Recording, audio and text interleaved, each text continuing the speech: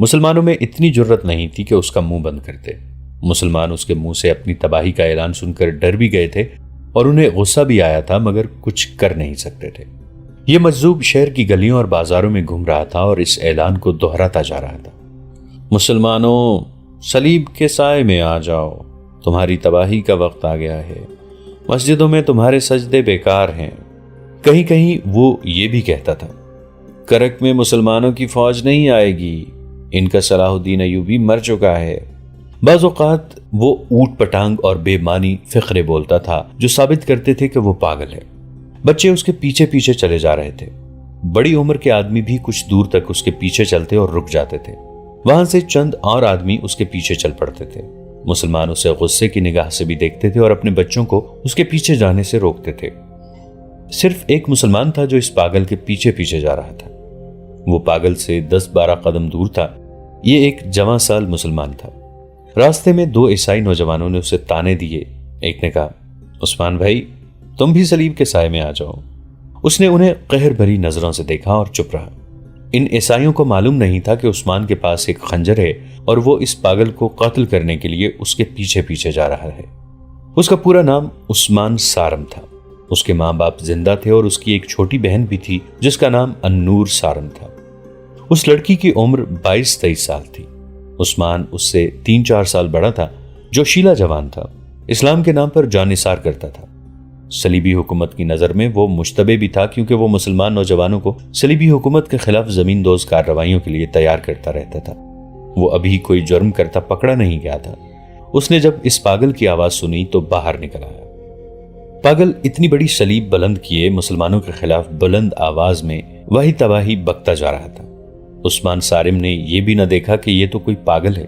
اس نے صلیب دیکھی اور پاگل کے الفاظ سنے تو اس پر دیوانگی طاری ہو گئی۔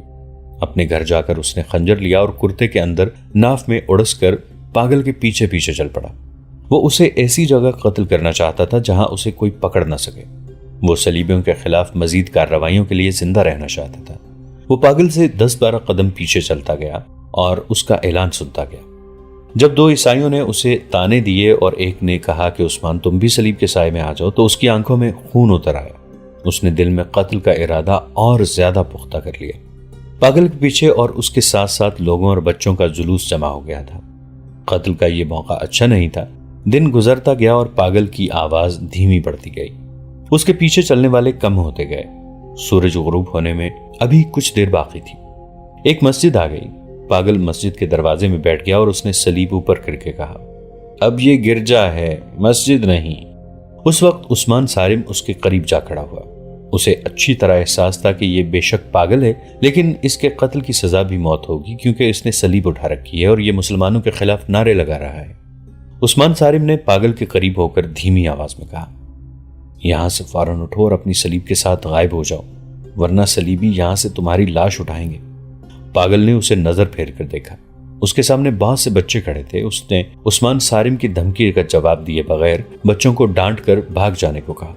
بچے ڈر کر بھاگ گئے تو پاگل مسجد کے اندر چلا گیا۔ عثمان سارم کے لیے یہ موقع بہت اچھا تھا۔ اس نے کچھ سوچے بغیر چوکڑی بھری دروازے کے اندر گیا اور دروازہ بند کر دیا۔ اس نے بہت تیزی سے خنجر نکالا، مگر وار کرنے لگا تو پاگل نے گھوم کر دیکھا۔ عثمان کے خنجر کا وار اپنی طرف آتا دیکھ کر اس نے صلیب آگے کر کے وار صلیب پر لیا اور کہا، رک جاؤ جوان، اندر چلو، میں مسلمان ہوں۔ عثمان سارم نے دوسرا وار نہ کیا۔ پاگل جوتے اتار کر مسجد کے اندرونی کمرے میں چلا گیا۔ اس نے صلیب اپنے ہاتھ میں رکھی۔ اندر جا کر اس نے عثمان سارم سے نام پوچھا اور کہا، میں مسلمان ہوں، میری باتیں غور سے سن لو، مجھے بتاؤ کہ تم کب سے میرے پیچھے آ رہے ہو؟ میں سارا دن تمہارے پیچھے پھرتا رہا ہوں، عثمان سارم نے جواب دیا، مگر مجھے قتل کا موقع نہیں مل رہا تھا۔ تو مجھے کیوں قتل کرنا چاہتے ہو؟ پاگل نے پوچھا۔ کیونکہ میں اسلام اور صلاح الدین ایوبی کے خلاف کوئی بات برداشت نہیں کر سکتا، عثمان سارم نے جواب دیا۔ تم پاگل ہو یا نہیں، میں تمہیں زندہ نہیں چھوڑوں گا۔ پاگل نے اس سے کئی اور باتیں پوچھی۔ آخر اس نے کہا، مجھے تم جیسے جوان کی ضرورت تھی، اچھا ہوا کہ تم خود آ گئے ہو۔ میرا خیال تھا کہ مجھے اپنے مطلب کا کوئی مسلمان بڑی مشکل سے ملے گا۔ میں صلاح الدین ایوبی کا بھیجا ہوا جاسوس ہوں۔ میں نے یہ ڈھونگ صلیبیوں کو دھوکہ دینے کے لیے رچایا ہے۔ میں نے اسی بھیس میں سفر کیا ہے۔ مجھے تم سے کچھ باتیں کرنی ہے۔ یاد رکھو کہ مسجد میں کوئی صلیبی آ گیا تو پھر میں وہی بکواس شروع کر دوں گا جو دن بھر کرتا رہا ہوں۔ تم غور سے سنتے رہنا جیسے تم مجھ سے متاثر ہو رہے ہو۔ میں بہت تیزی سے بولوں گا۔ شام کی نماز کا وقت ہو رہا ہے، مسلمانوں میں صلیبیوں کے بھی جاسوس ہیں۔ میں نمازیوں کے آنے تک اپنی بات ختم کرنا چاہتا ہوں۔ عثمان صارم نے کبھی جاسوس نہیں دیکھا تھا۔ اسے معلوم نہیں تھا کہ یہ غیر معمولی طور پر ذہین جاسوس ہے جس نے اسے چند سوال پوچھ کر ہی پہچان لیا ہے کہ یہ جوان قابل اعتماد ہے۔ جاسوس نے اسے کہا، اپنے جیسے چند ایک جوان اکٹھے کرو اور کچھ مسلمان لڑکیوں کو بھی تیار کرو۔ تمہیں ہر ایک مسلمان گھرانے میں یہ پیغام پہنچانا ہے کہ صلاح الدین ایوبی زندہ ہے اور وہ اپنی فوجوں کے ساتھ یہاں سے صرف آدھے دن کی مسافت جتنا دور ہے۔ اس کی تمام فوج کرک پر حملہ کرنے کے لیے نہ صرف تیار ہے بلکہ اس فوج نے صلیبی فوج کا ناک میں دم کر رکھا ہے۔ مصر میں حالات پرسکون ہے، وہاں صلیبیوں نے جو تخریب کاری کی تھی وہ جڑ سے اکھاڑ دی گئی ہے۔ صلاح الدین کب حملہ کرے گا؟ عثمان صارم نے پوچھا۔ ہم اس کی راہ دیکھ رہے ہیں۔ ہم تمہیں یقین دلاتے ہیں کہ تم باہر سے حملہ کرو گے تو ہم صلیبیوں پر اندر سے حملہ کریں گے۔ خدا کے لیے جلدی آ جاؤ۔ تحمل سے کام لو جوان، جاسوس نے کہا۔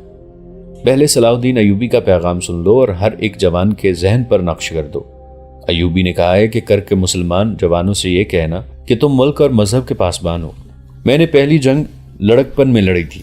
فوج کی کمان میرے چچا کے پاس تھی۔ اس نے مجھ سے کہا تھا کہ محاصرے میں گھبرا نہ جانا۔ اگر تم اس عمر میں گھبرا گئے تو تمہاری ساری عمر گھبراہٹ اور خوف میں گزرے گی۔ اگر اسلام کے علم بردار بننا چاہتے ہو تو یہ علم آج ہی اٹھا لو اور دشمن کی دیواریں توڑ کر نکل جاؤ، پھر گھوم کر آؤ اور دشمن پر جھپٹ پڑو۔ میں گھبرایا نہیں۔ 3 مہینوں کے محاصرے نے ہمیں فاقہ کشی بھی کرائی، لیکن ہم محاصرہ توڑ کر نکل آئے اور ہم نے جس خوراک سے پیٹ بھرے وہ دشمن کی رسد سے چھینی ہوئی خوراک تھی۔ ہمارے جو گھوڑے محاصرے میں بھوک سے مر گئے تھے ہم نے ان کی کمی دشمن کے گھوڑوں سے پوری کی۔ صلاح الدین ایوبی نے کہا ہے کہ میری قوم کی بیٹیوں سے کہنا کہ تم پر دشمن نے پیار کے ہتھیار سے حملہ کیا ہے۔ ہمیشہ یاد رکھنا کہ کوئی غیر مسلم کسی مسلمان کا دوست نہیں ہو سکتا۔ صلیبی میدان جنگ میں ٹھہر نہیں سکتے، ان کے منصوبے خاک میں مل رہے ہیں، اس لیے وہ اب مسلمانوں کی ابھرتی ہوئی نسل کے ذہن سے قومیت اور مذہب نکالنے کے جتن کر رہے ہیں۔ انہوں نے جو ہتھیار استعمال کیا ہے وہ بڑا ہی خطرناک ہے۔ یہ ہے ذہنی عیاشی، کاہلی اور کوتاہی۔ تم میں یہ تینوں خرابیاں پیدا کرنے کے لیے عیسائی اور یہودی ایک ہو گئے ہیں۔ یہودی اپنی لڑکیوں کے ذریعے تم میں حیوانی جذبہ بھڑکا رہے ہیں اور تمہیں نشے کا عادی بنا رہے ہیں۔ میں یہ نہیں کہوں گا کہ حیوانی جذبے اور نشے سے تمہاری عاقبت خراب ہوگی اور موت کے بعد تم جہنم میں جاؤ گے۔ میں یہ کہنا چاہتا ہوں کہ کردار کی یہ خرابیاں تمہارے لیے اس دنیا کو ہی جہنم بنا دیں گی۔ تم جسے جنت کی لذت سمجھتے ہو وہ جہنم کا عذاب ہے۔ تم صلیبیوں کے غلام ہو جاؤ گے جو تمہاری بہنوں کو بے آبرو کرتے پھریں گے۔ تمہارے قرآن کے ورق گلیوں میں اڑیں گے اور تمہاری مسجدیں استبل بن جائیں گی۔ سنو عثمان، صلاح الدین ایوبی نے کہا ہے کہ باوقار قوم کی طرح زندہ رہنا چاہتے ہو تو اپنی روایات کو نہ بھولو۔ صلیبی ایک طرف تم پر تشدد کر رہے ہیں اور دوسری طرف تمہیں دولت اور گھوڑا گاڑیوں کا لالچ دے رہے ہیں۔ مسلمان ان عیاشیوں کا قائل نہیں ہوتا۔ تمہاری دولت تمہارا کردار اور ایمان ہے۔ یہ صلیبیوں کی شکست کا ثبوت ہے کہ وہ تمہاری تلوار سے خوفزدہ ہو کر اتنے اوچھے ہتھیاروں پر اتر آئے ہیں کہ اپنی بیٹیوں کو بے حیا بنا کر تمہیں اپنا غلام بنانے کے جتن کر رہے ہیں۔ میری قوم کے بیٹو، اپنے کردار کو محفوظ رکھو، اپنے آپ کو قابو میں رکھو۔ ظالم حکمران دراصل کمزور حکمران ہوتا ہے۔ وہ اپنے مخالفین میں سے کسی کو ظلم و تشدد سے زیر کرنے کی کوشش کرتا ہے اور کسی کو دولت کا لالچ دے کر۔ تم ظلم و تشدد سے بھی نہ ڈرو اور کسی کے لالچ میں بھی نہ ہو۔ تم قوم کا مستقبل ہو، ہم قوم کا ماضی ہیں۔ دشمن تمہارے ذہنوں سے تمہارا درخشندہ ماضی نکال کر اس میں اپنے نظریات اور مفادات کی سیاہی بھرنے کی کوشش کر رہا ہے تاکہ اسلام کا مستقبل تاریک ہو جائے۔ اپنی اہمیت پہچانو۔ دشمن تمہیں صرف اس لیے اپنے تابع کرنے کی کوشش کر رہا ہے کہ وہ تم سے خائف ہے۔ اپنی نظر آج پر نہیں کل پر رکھو، کیونکہ تمہاری دشمن کی نظر تمہارے مذہب کے کل پر ہے۔ تم نے دیکھ لیا ہے کہ کفار تمہارا کیا حال کر رہے ہیں۔ اگر تم ذہنی عیاشی میں پڑ گئے تو تمام تر ملت اسلامیہ کا یہی حشر ہوگا۔ جاسوس نے سلطان ایوبی کا پیغام بہت تیزی سے عثمان صارم کو سنا دیا اور اسے عمل کرنے کے طریقے بتانے لگا۔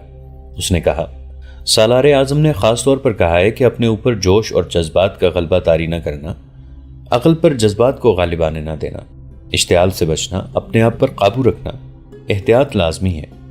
جاسوس نے اسے بتایا کہ وہ اور اس کے 2 ساتھی کسی نہ کسی روپ میں اسے خود ہی ملتے رہیں گے اور یہ رابطہ قائم رہے گا۔ فوری طور پر ضرورت یہ ہے کہ مسلمان اپنے گھروں میں چوری چھپے کمانے، تیر اور برچیاں بنائیں اور گھروں میں چھپا کر رکھیں۔ عورتوں کو گھروں کے اندر ہی خنجر اور برچی مارنے اور واردات سے بچنے کے طریقے سکھائے۔ یہودی لڑکیوں کی باتوں پر دھیان نہ دیں، ان کے ساتھ ایسی کوئی بات نہ کریں جن سے انہیں کوئی شک پیدا ہو۔ اپنے طور پر کوئی جنگی کارروائی نہ کریں، پہلے منظم ہو جائیں پھر قیادت بنائیں۔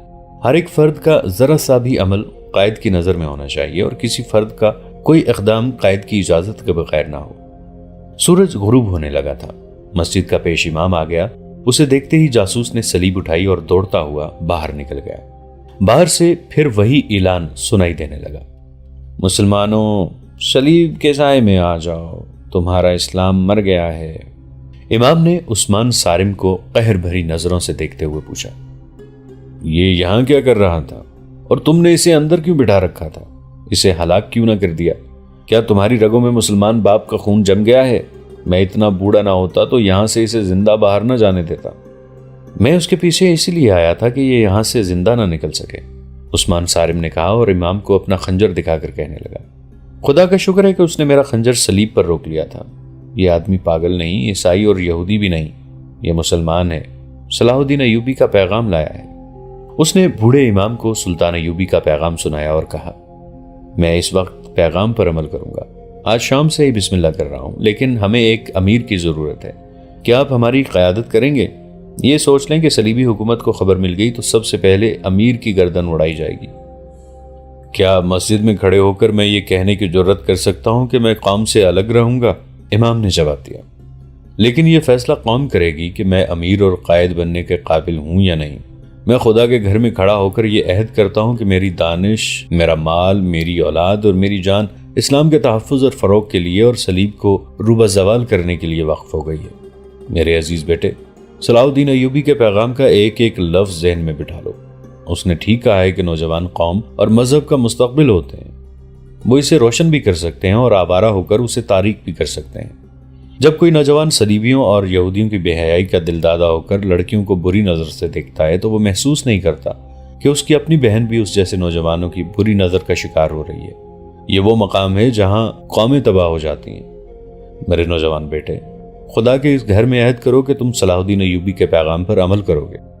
عثمان صارم نے گھر جا کر اپنی بہن النور کو الگ بٹھا کر سلطان ایوبی کا پیغام سنایا اور کہا، النور، ہمارا مذہب اور ہمارا قومی وقار تم سے بہت بڑی قربانی مانگ رہا ہے۔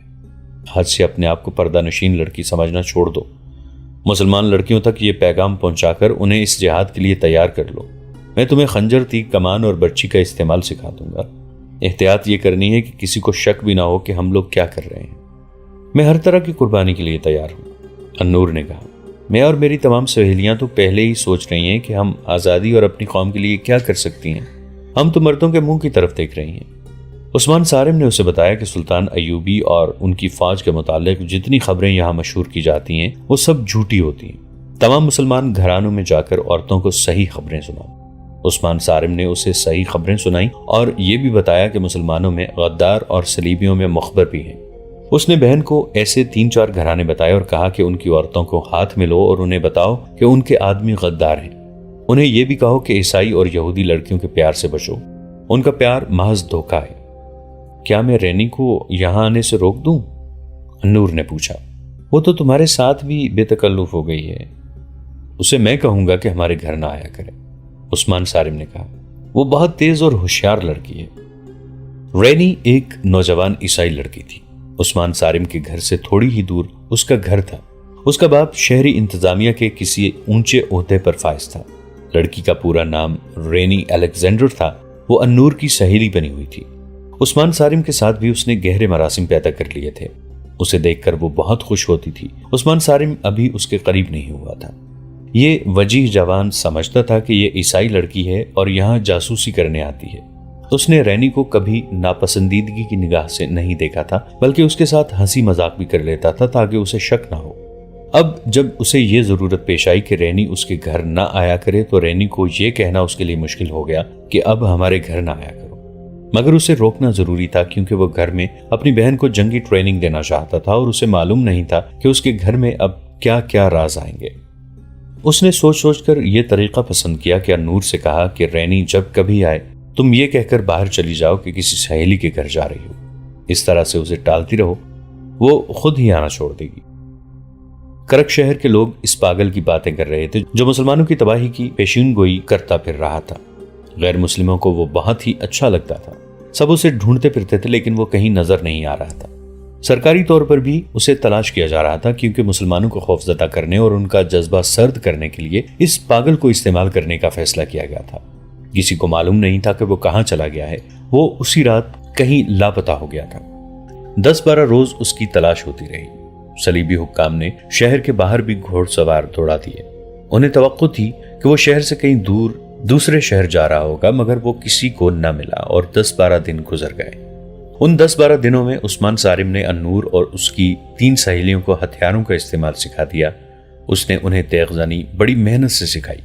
اس کے علاوہ اس نے مسلمان نوجوانوں کو درپردہ سلطان ایوبی کا پیغام سنا کر زمین دوز محاذ پر جمع کر لیا۔ ان نوجوانوں نے ان مسلمان کاریگروں کو تیار کر لیا جو برچیاں اور تیر کمان وغیرہ بناتے تھے۔ یہ سب صلیبیوں کے ملازم تھے۔ وہ اپنے لیے کوئی ہتھیار نہیں بنا سکتے تھے، مسلمانوں کو کوئی ہتھیار رکھنے کی اجازت نہیں تھی۔ ان کاریگروں نے گھروں میں چوری چھپے ہتھیار بنانے شروع کر دیے۔ یہ بہت ہی خطرناک کام تھا۔ پکڑے جانے کی صورت میں صرف سزائے موت ہی نہیں تھی بلکہ مرنے سے پہلے صلیبی درندوں کی بھیانک اذیتیں تھیں۔ وہاں کوئی مسلمان کسی معمولی سے جرم میں یا محض شک میں پکڑا جاتا تو اس سے پوچھا جاتا کہ مسلمان گھرانوں کے اندر کیا ہو رہا ہے اور جاسوس کہاں ہے۔ اس کے ساتھ ہی اس کے جسم کو روئی کی طرح دھننا شروع کر دیتے تھے۔ کاریگر جو ہتھیار بناتے تھے وہ عثمان صارم جیسے نوجوان رات کو مختلف گھروں میں چھپا دیتے تھے۔ دن کے وقت لڑکیاں برقع نما لبادوں میں خنجر اور تیر کمان چھپا کر مسلمانوں کے گھروں میں لے جاتی رہتی تھیں، مگر ہتھیار بنانے اور گھروں میں پہنچانے کی رفتار بہت سست تھی۔